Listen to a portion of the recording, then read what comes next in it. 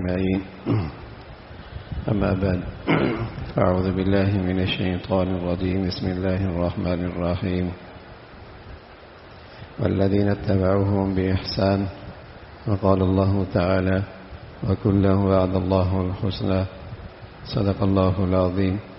اللهم صل على سيدنا محمد وعلى آل سيدنا محمد وبارك وسلم. اللهم صل على سيدنا محمد النبي الأمي وعلى آله وأصحابه وسلم. جو کل ایک نشست ہوئی اسی کا ایک اگلا پہلو بھی ہے کہ حضرات صحابہ سے محبت، عقیدت، آپ کی اتباع، یہ ایمان کی قبولیت کا تقاضا ہے اور صحت مند ایمان کے لیے ضروری ہے کہ ایمان والے اس مقدس جماعت سے محبت رکھتے ہیں، عقیدت رکھتے ہیں، ان کی اتباع کرتے ہیں. رسول اللہ صلی اللہ علیہ وسلم فرمایا کرتے تھے: اللہ اللہ فی اصحابی، لوگوں میرے صحابہ کے بارے میں اللہ سے ڈرنا، میرے صحابہ کے بارے میں اللہ سے ڈرنا. لا تتخذوهم غرضا من بعدی، تم انہیں میرے جانے کے بعد تنقید کا نشانہ نہ بنانا. غرض کہتے ہیں ایسا نشان جسے لگا کر نشانے بنائے جاتے ہیں، نشانے بنائے جاتے ہیں، بندوق سے، پستول سے اس کو نشان لگایا جاتا ہے. تو فرمایا تم میرے صحابہ کو میرے بعد تنقید کا اور طنز کا نشانہ نہ بنا. فمن احبہم فبحبی احبہم، جو ان سے محبت کرتا ہے وہ میری محبت کی وجہ سے کرتا ہے. ومن ابغضہم فببغضی ابغضہم، اور جو ان سے بغض رکھتا ہے وہ میرے بغض کی وجہ سے کرتا ہے کہ اس کو مجھ سے بغض. اور جو انہیں ایذا پہنچاتا ہے وہ مجھے ایذا پہنچاتا ہے، اور جو مجھے ایذا پہنچاتا ہے وہ اللہ کو تکلیف پہنچاتا ہے، اور جس نے اللہ کو تکلیف پہنچائی فیوشک ان یأخذہ، بہت جلد اللہ اس کی پکڑ فرمائے. لا تسبوا اصحابی، لوگوں میرے صحابہ کو برا بلا نہ کہو. پیارے نبی فرمایا کرتے تھے: اذا رأیتم الذین یسبون اصحابی، جب تم ایسے لوگوں کو دیکھو جو میرے صحابہ کو برا بھلا کہتے ہیں، فقولوا لعنت اللہ علی شرک، تم پہ اللہ کی لعنت ہو تمہارے اس شر پہ. یعنی اللہ کے نبی نے ایسے لوگوں سے ایسے بیزاری کا اعلان فرمایا ہے کہ تم پر اللہ کی لعنت ہو، تمہارے اس شر پر اللہ کی لعنت ہو. تو صحابہ اس امت کے عام لوگ نہیں ہیں، اس امت کے عام لوگ نہیں ہیں، اس لیے کہ یہ خوش نصیب لوگ ہیں جنہیں ایمان کی حالت میں حضور کی تھوڑی دیر کی نشست مل گئی، یا ان کی نگاہوں نے آپ کا چہرہ مبارک دیکھا ایمان کی حالت میں، اور پھر اسی پر ان کا خاتمہ ایمان پہ ہوا. یہ وہ انمول دولت ہے ان کے ہاتھ میں، وہ نظر ایسی انمول ہے، یا چند لمحوں کی وہ صحبت آپ کے ساتھ وہ ایسی انمول ہے کہ پوری دنیا کے اولیاء اور ولی اور پوری دنیا کے ایمان والے سارے اکٹھے ہو جائیں ایک صحابی کے مرتبے تک نہیں پہنچ سکتے.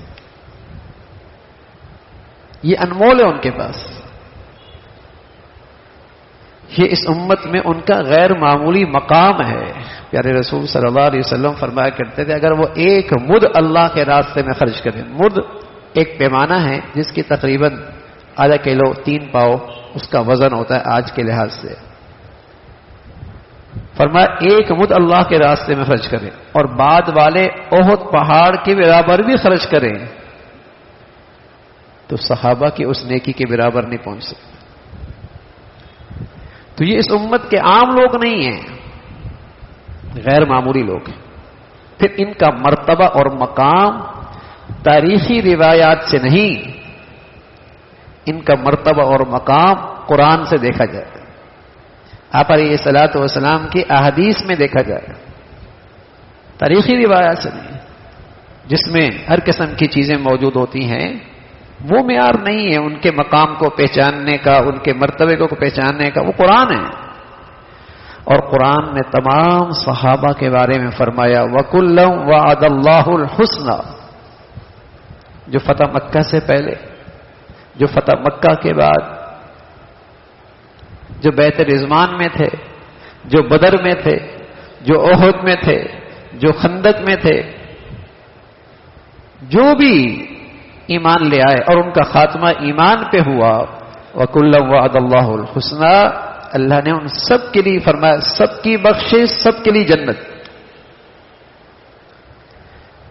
ان میں جو بشروی آپس میں اختلافات ہوئے، ایک نے ایک کو حق سمجھا، دوسرے نے دوسرے کو حق سمجھا، اختلاف رائے ہوا، اختلاف ہوا، لڑائی ہوئی، لیکن اللہ نے ان ساری غلطیوں پر، ان کی عظیم نیکیوں کی بنیاد پر، اتنے بلند مقام عطا کرنے کے بعد سب کو معاف کر دیا. اب امت کے لیے جائز نہیں کہ ان کی ان کمزوریوں کو بنیاد بنا کر کسی پہ تنقید کرے، کسی پہ اعتراض کرے، یا کسی کو برا بھلا کہے. پھر اس صحابہ کی جماعت میں 4 حضرات ایسے ہیں جن کو پھر صحابہ کی جماعت میں خصوصی مقام ملا ہوا، اور وہ ہیں ابو بکر، عمر، عثمان، علی رضوان اللہ علیہم اجمعین، خلفائے راشدین المہدیین. ان کا ایک خاص مقام ہے.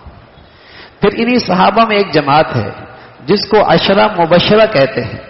اللہ کے نبی نے انہیں اس دنیا میں جنت کی بشارت سنائی، جنت کی بشارت سنائی. یہ بڑے لوگ تھے. تو عام طور پہ چونکہ دین ان سے آیا تو بعض بد نصیب حضرت صدیق کی شان میں گستاخی، بعض حضرت عمر کی شان میں گستاخی، بعض حضرت عثمان کی کمزوریاں تلاش کرنے والے، بعض حضرت علی کی شان میں گستاخی رضوان اللہ اجمعین، اور بعض بد نصیب لوگ حضرت معاویہ رضی اللہ تعالیٰ عنہ جو اس امت کے خالو بھی ہیں، اس امت کے خالو بھی ہیں. ان کی بہن حضرت ام حبیبہ رضی اللہ تعالیٰ عنہ حضور علیہ الصلوۃ والسلام کی اہلیہ تھی، امہات المؤمنین میں سے ہیں. ان کو برا بھلا کہتے ہیں اور ان کی شان میں گستاخی اور بے ادبی کرتے ہیں. اور پھر ایک صحابہ کی جماعت میں ایک طبقہ ہے جس کی بڑی غیر معمولی شان ہے، اور وہ ہے اہل بیت. اہل بیت کو یہ اعزاز حاصل ہے کہ وہ صحابی بھی ہیں اور حضور کے گھر والے بھی ہیں. صحابی بھی ہیں اور حضور کے گھر والے بھی ہیں. ہم جب درود پڑھتے ہیں نماز میں تو اس درود میں جہاں آپ علیہ الصلوۃ والسلام کے لیے دعا کرتے ہیں وہاں اہل بیت کے لیے بھی دعا کرتے ہیں. اللہم صلی علی محمد وعلی آل محمد. اہل بیت گھر والے. اللہم بارک علی محمد وعلی آل محمد. اہل بیت. اور اہل بیت میں کون ہوتے ہیں؟ ظاہر ہے گھر والوں میں بیویاں ہوتی ہیں، گھر والوں میں بچے ہوتے ہیں. یہ تو نہیں ہو سکتا کہ اہل بیت ہوں اور اس میں بیویاں شامل نہ ہوں. اس میں حضرت عمر کی بھی بیٹی بھی ہے، اس میں حضرت معاویہ کی بہن بھی ہے، اس میں حضرت صدیق کی بیٹی حضرت عائشہ بھی ہیں. تو گھر والوں میں اہل بیت میں بیویاں شامل ہوتی ہیں، بیٹے شامل ہوتے ہیں. اس میں حضرت حسن بھی ہیں، اس میں حضرت حسین بھی ہیں رضوان اللہ علیہم اجمعین. یہ امت کے دونوں شہزادے بھی اہل بیت میں شامل ہیں. تو پورے صحابہ کی جماعت، ان کا عظیم مرتبہ، اور اس امت میں ان کی ایک عظیم شان ہے. پھر ان میں حضرات خلفائے راشدین، پھر ان میں حضرات اہل بیت، پھر ان میں حضرات عشرہ مبشرہ، ان کا اپنا مقام ہے. تو ان حضرات سے محبت، عقیدت، احترام اور ان کی اتباع، کیونکہ یہ دین کی تشریح کرنے والے ہیں اپنی زندگی سے. امت میں جب بھی گروہ بندیاں ہوئیں اور فرقہ واریت بڑھی، جب فرقہ واریت بڑھی اس کی بنیاد یہ بنی کہ کسی نے صرف قرآن لے لیا اور احادیث کو چھوڑ دیا. اور پھر اس سے اپنا من چاہا مطلب نکالا. قرآن لے لیا کہ بس میرے لیے قرآن کافی، اور احادیث کو چھوڑ دیا اور اس سے اپنے من پسند کا مطلب نکالا. دوسرا طبقہ تھا جس نے قرآن کو بھی چھوڑ دیا، صرف شخصیات لے لی کہ بس ہمارے لیے تو یہ بزرگ کافی ہے. یہ نہیں دیکھا کہ اس کی زندگی قرآن حدیث کے مطابق ہے بھی یا نہیں، وہ بھی گمراہ ہوا. تیسرا وہ طبقہ جس نے کہا بس ہمارے لیے تو حدیث کافی ہے، صحابہ کی کیا ضرورت ہے. حالانکہ قرآن کے سمجھنے کے لیے احادیث ضروری ہے، اور حدیث کی صحیح تشریح صحابہ کی زندگی سے ہوتی. یہ بچہ بیٹھا ہے، چھوٹا ہے، یہ بڑے ہیں، اور میں اس بچے سے کہتا ہوں یہ تمہارے ابا ہیں، یہ تمہارے ابا ہیں، یہ تمہارے ابا ہیں، تمہارے ابا ہیں، یہ تمہارے ابا ہیں. یہ 4 5 6 مطلب ہو سکتے ہیں. میں اس کو سوال بھی کر رہا ہوں، میں تعجب بھی کر رہا ہوں، کوئی جوڑ نہیں لگ رہا. اس کو ڈرا بھی رہا ہوں کہ شکایت لگاؤں گا تمہارے ابا ہیں. خبر بھی دے رہا ہوں تمہارے ابا ہیں. یعنی ایک ہی جملہ ہے نا، تمہارے ابا ہیں. لیکن اس کا بہترین مطلب کون بتا سکتا ہے؟ جو میرے پاس بیٹھا ہو، جس نے میری پہلی بات سنی ہو، اگلی بات بھی سنی ہو، پیشانی بھی دیکھی ہو، چہرے بھی دیکھا ہو. وہ بہترین مطلب بتا سکتا ہے کہ اس جملے کا مطلب کیا ہے. تو صحابہ رضوان اللہ اجمعین اس دین کے گواہ ہیں، اس دین کے گواہ ہیں. وہ بتاتے ہیں کہ اللہ کے نبی نے یہ بات کس حال میں کہی، کس موقع پہ کہی، کس حیثیت میں کہی. ایک اردو کا جملہ ہے، روکو مت جانے دو.